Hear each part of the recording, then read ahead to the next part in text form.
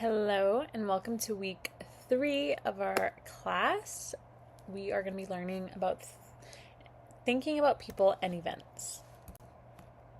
Topic overview, remembering things from past, inferring cause and effect in the social world, talking about what if only, and counterfactual thinking, and forming impressions of people. So there's 4 ways that we make sense of the world around us. The first way is we use memory to recall past events and to guide our understanding of new things and new events that come along.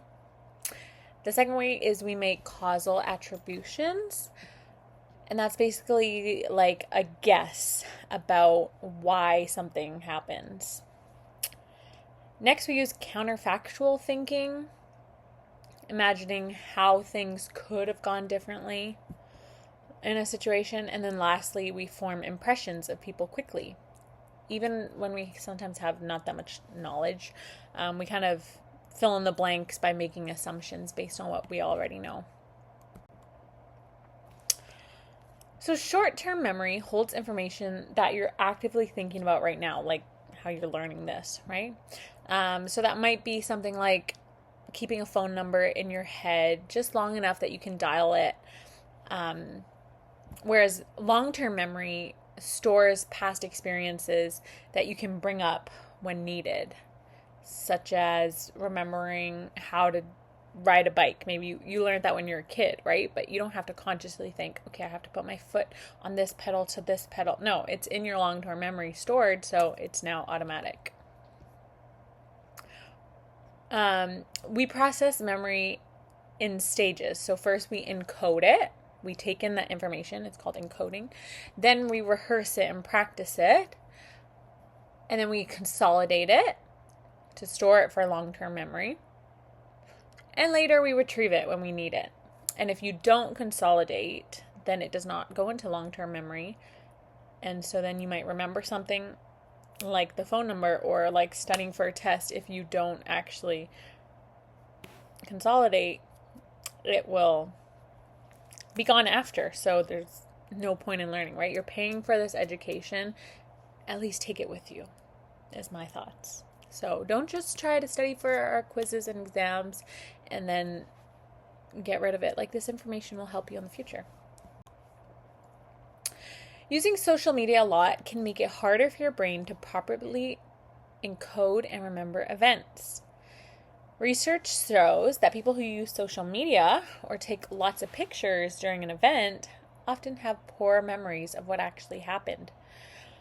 That's because you're dividing your attention, right? You're thinking about recording, thinking about getting the perfect shot, instead of fully experiencing the moment. So this can actually weaken how well you remember it later. An example would be when I went to Taylor Swift concert. I was 8 or 9 months pregnant, so my brain was already kind of in pregnancy mode, which didn't help. But I also spent so much of the time recording it that I didn't get to take it all in, and I've forgotten parts of it. So, your attention is divided and you don't get the full experience. So be in the moment when you're at a wedding or when you're with your girlfriend or boyfriend and when you're listening to your professors. A good way is taking notes. That is not social media, but that phone, just be careful. So it's not like recording a video. It's a reconstructive process, meaning we rebuild memories each time we recall them. So what we remember is influenced by our biases, by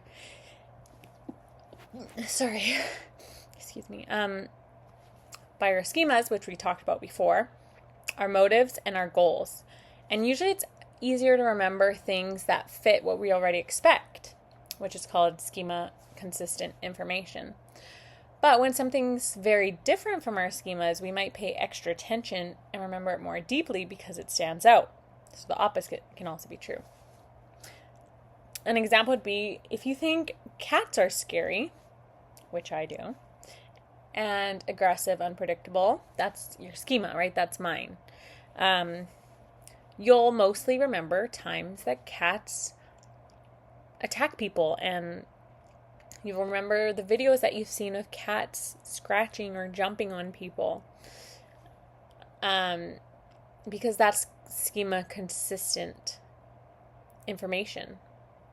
But if a cat suddenly acts all friendly and calm and even cute, I don't find cats cute, but let's say I did, like it was being all nice and cuddly, then that surprising behavior would stand out more, and you're more likely to remember it because it didn't fit the schema that you had, right? That's not the case with me, but psychology says that will be true. Mood congruent memory means that you tend to remember things that match how you're feeling. So when you're happy, you recall more of your positive, happy memories, but when you're sad, negative memories come up more easily. So this can lead to rosy recollection bias, where people remember the past as better than it really was, especially when they're in a good mood. Also, the way we remember and interpret things can vary based on our culture, shaping how we build mental pictures, which are schemas of the world and others. So, like, if you're feeling joyful, you might recall fun times that you've had with friends or eating a nice ice cream or whatever. But if you're sad or upset, you might remember an argument that you had with your boyfriend that makes you more sad. Or like, let's say there's a girl, she's dating this guy, they get in a fight. She might start to think of all the times that he's been mad at her, or all the times that they fought before, because when you're in this kind of down mood, you're gonna remember other down mood times. That's what mood congruent memory is. The misinformation effect happens when our memories get changed or distorted by new information that we hear after an event. Like if you see a car accident and later you hear someone say the car was red, even if it wasn't, you might also start picturing that car as red because the detail was suggested after the fact, which can be dangerous if you're working in law enforcement, just to know how easily people can be influenced by what they hear. So if you kind of make suggestions like, oh, did you see the tall, bald man at the scene? They'll be like, oh yeah, I did see a tall, bald man who suddenly disappeared. Yeah, I think, yeah, I remember. So you can see how it kind of gets dangerous in the real world. So Loftus and her colleagues in 1978 illustrated how the phrasing of a question can lead someone to remember seeing something like broken glass that actually wasn't there. So in the first picture here, you see the car crash. They say, how fast was the car going when it hit the other car? Right? And so the girl is thinking they just bumped, right? So in the fourth picture, was there broken glass at the scene of the accident? She says no, right? But then look how the detective changes his question, which makes the guy being interviewed change his answer. How fast was the car going when it smashed into the other car? Right? The first one just says hit, the second one says smash. So the image that he has in his mind is two cars completely colliding because the detective asked it like that. So we have to be really careful how we word questions. The misinformation effect shows how questions or information given after an event, like by police investigators, can change what witnesses remember, sometimes causing false memories. In fact, about 25% of wrongful convictions involve false confessions influenced by this. Also, memories of childhood sexual abuse can sometimes be falsely reconstructed, meaning people may remember things that didn't really happen because of how memories work. I actually did my dissertation on childhood sexual abuse, and a lot of times kids, this is kind of off topic, but a lot of times kids will actually come forward with their abuse, but they won't be believed. And so they'll end up taking back their confession. And then when they do actually come out with it, their memories are kind of like a little bit wonky, right? Because you're not going to remember it happened when you were a kid. So then they're not believed later on. And they're like, well, why didn't you come forward before? So it's a cycle. It's very sad. The availability heuristic means we tend to think things that pop easily into our minds happen more often than they do. Like if you hear a lot about plane crashes in the news, which I feel like we've been hearing about so many plane crashes, you might overestimate how dangerous flying is, right? It's actually pretty safe to fly. It's like less dangerous than going in a car because you're more likely to get in a car crash. But when you hear it all the time, like I'm flying to Thailand in a month, I'm a little scared to go, right? It's a little scary. But this happens mainly when we really try hard to remember examples. That's called the ease of retrieval effect. If we don't put in much effort, the effect is weaker. When people judge health risks, their thinking is influenced by things like how easily they can recall related information, which is called the ease of retrieval effect, and how personally important the issue feels to them. Social media, including fake or automated accounts, can spread misleading information that feels familiar and important, which shapes belief. For example, vaccine hesitancy. This often happens because people remember stories of side effects shared online more easily and feel personally concerned, even if these stories are rare or inaccurate. So this affects how they judge the risk of vaccines. And people naturally try to explain why things happen by identifying causes. This is called causal attribution. These explanations usually fall along two dimensions: locus of causality, which asks if the cause is internal, something about the person, or external, something about the situation. And then stability, which asks if the cause is stable, unlikely to change, or unstable, likely to change. Sorry if that was confusing, but I'll give an example. If a student fails a test, let's say, okay, no one's going to fail a test in this class, but let's just say they might think, oh, I suck at math, right? Because no one's going to fail psychology, only math.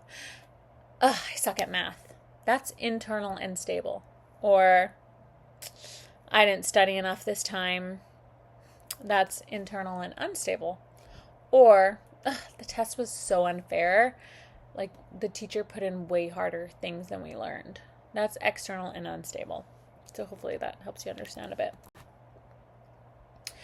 Research shows that boys often blame math struggles on things like not trying hard enough or having a bad teacher. That's external or unstable causes. Whereas girls are more likely to believe they're simply not good at math. This is internal and stable cause. But the most helpful way to explain poor performance is to see it as a result of not enough effort, because effort can change. That's the idea behind attribution retraining programs, like Dweck's study in 1978, which teach students to believe that success comes from trying harder, not from fixed ability, right? Because if you think your success comes from fixed ability, like let's say your parents didn't go to college, you're like, well, that's the highest I can achieve because like clearly my parents didn't. Whereas if you come from a family of lawyers, you're like, oh, easy for me, both my parents are lawyers, right? But if you think it comes from effort, then we're kind of all on an equal playing field. The only thing would be if you are richer, you have access to tutors and things like that. So there is a bit of a advantage, but a lot of it is effort. You have to put in the effort. People with an entity, fixed mindset, believe that traits like intelligence or talent can't really change. You either have it or you don't. In contrast, those with an incremental growth mindset believe that abilities can improve with effort and learning. So a person with a fixed mindset about social skills might think, oh, I'm just not good at making friends. It's so hard. It's just not who I am. Someone with a growth mindset, on the other hand, would say, I could get better at making friends. I just got to work on my communication skills. I got to put myself out there more. I got to get in those uncomfortable situations, but I can do it. I'll do it. Okay, that's growth mindset. Where do our mindsets come from? Research suggests that parents are part of this origin story. The way parents react to their children's failure affects the child's perceptions of what the parents prioritize, and this in turn affects the child's mindset about intelligence. So if your parents say, hey, you got it, you just got to try a little harder, your kid is going to believe, I can do this, I just got to try hard. Whereas if your parent thinks like, oh, don't do that, you're not, like, you probably can't do it, or something like that, then you're gonna be like, oh, I can't do this, right? So yeah, there's a lot of stuff to think about as you guys are at Tabor, figuring out your lives, eventually might get married, right? Ring by spring, Tabor. Didn't happen to me, but and you start having kids, you want to raise them where they have the best chance at being successful in life, and not only being successful, because yes, but like feeling confident in who they were created to be by God, and telling them, hey, you got this, is one way psychology has proven, right, will help your child. So why wouldn't you do that? So the fact that you guys are learning about this now is really good for when you guys become parents. You'll know how to get your kid in a good position to do well in life. We learn to explain why things happen based on our own past experiences and what our culture teaches us. These explanations are called causal schemas. But when something doesn't fit what we expect, we go with whatever idea comes to mind first or stands out the most. This is known as top of the head effect. Like if someone's yelling and you don't know why, you might quickly assume, they're being so rude. Why are they yelling? Because that's the thing that pops into your head, right? But there could be an emergency. It could be something you don't know. So yeah, top of the head phenomenon says you're going to think of the first thing that comes to your mind. The fundamental attribution error, or FAE, is when people tend to blame someone's behavior on their personality, internal traits, and ignore the situation that they're in. Like if someone cuts you off in traffic, you might think that they're rude or they're selfish or inconsiderate, right? But you might not be considering that they're rushing to an emergency. So we often forget to factor in situational reasons for others' actions. This is sometimes when I'm driving and there's a slow driver, it's hard not to want to honk or want to pass and, kind of cut them off a little bit. But you got to remember, like, we don't know their situation. Maybe they're old. Maybe they have a birthday cake in the back of their car that they don't want to, ruin for a wedding. I don't know. There's situational reasons that people might act certain ways that we forget to think about. The actor-observer effect is when we explain other people's behavior by blaming their personality, internal reasons, but explain our own behavior by blaming the situation, external reasons. Like if someone else is late, lazy, right? You show up to this class late, what are they doing? But if we're late to something, we don't think we're lazy. We're like, there was traffic. My baby was screaming, right? If I show up to our online Zoom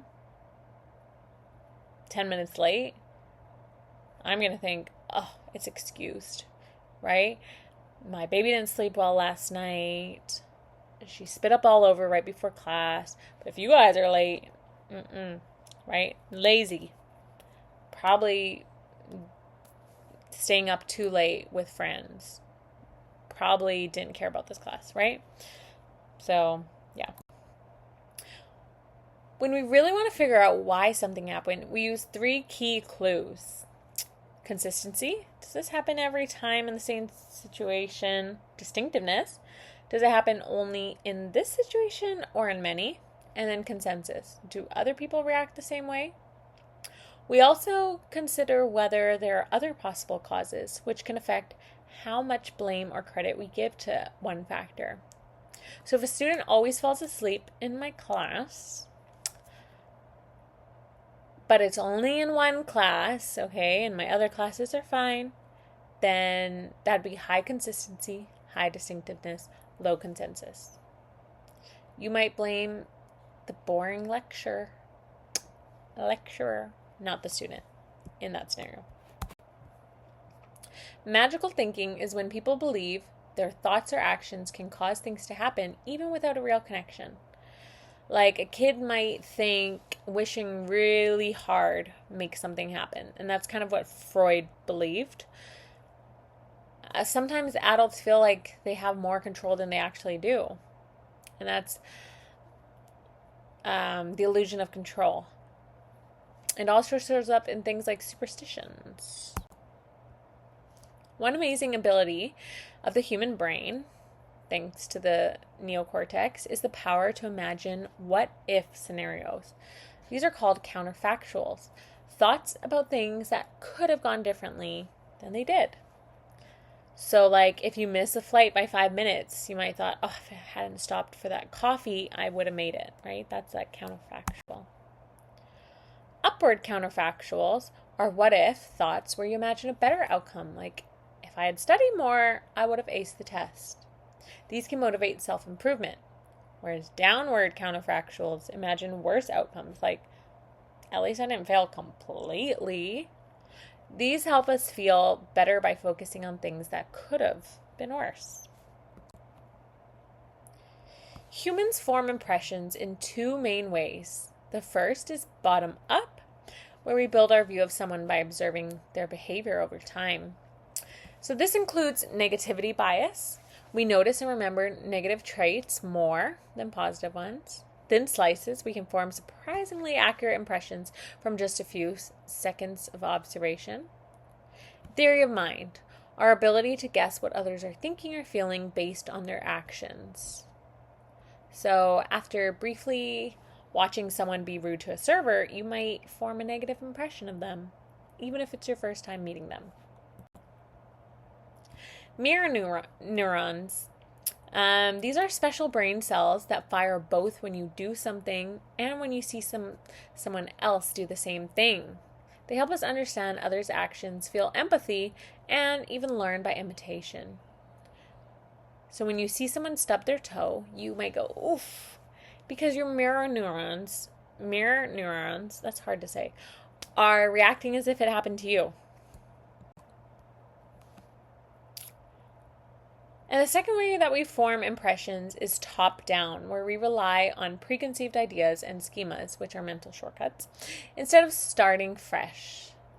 This includes transference, when we apply feelings or expectations from one person to someone else. Like, maybe a new teacher reminds you of a strict parent. False consensus, assuming others think or act the same way that we do. And implicit personality theories, believing certain traits go together, like assuming someone who's kind is also trustworthy. We talked about this with Dorothy, the serial killer, right? Who people believed was nice because she looked old and kind, and so they automatically trusted her. But that's not always the case.